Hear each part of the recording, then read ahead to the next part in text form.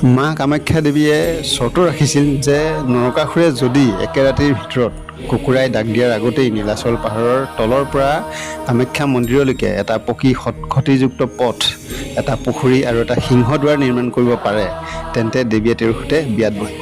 তো কথাটো এনেকুৱা আছিল যে নৰকাসুৰে কামাখ্যা দেৱীক দেখি তেওঁক বিয়া কৰোৱাৰ এটা প্ৰস্তাৱ দিছিল।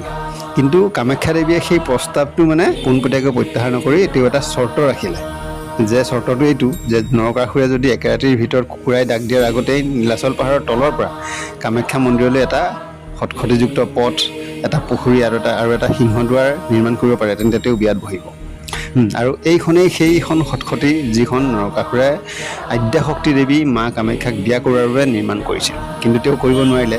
কিন্তু নৰকাসুৰো কম শক্তিৰ অধিকাৰী নাছিল।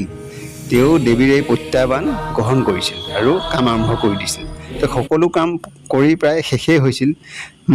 আৰু ৰাতি শেষ হোৱাৰ আগতেই মাত্ৰ 4-5টাহে খটখটি বনাবলৈ সাজিবলৈ বাকী আছিল।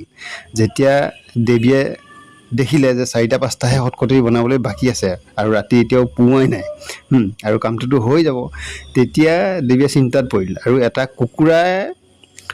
কুকুৰাক দিয়াই কি কৰিলে, সেই ৰাতি নোপোৱাতেই ডাক দিয়ালে।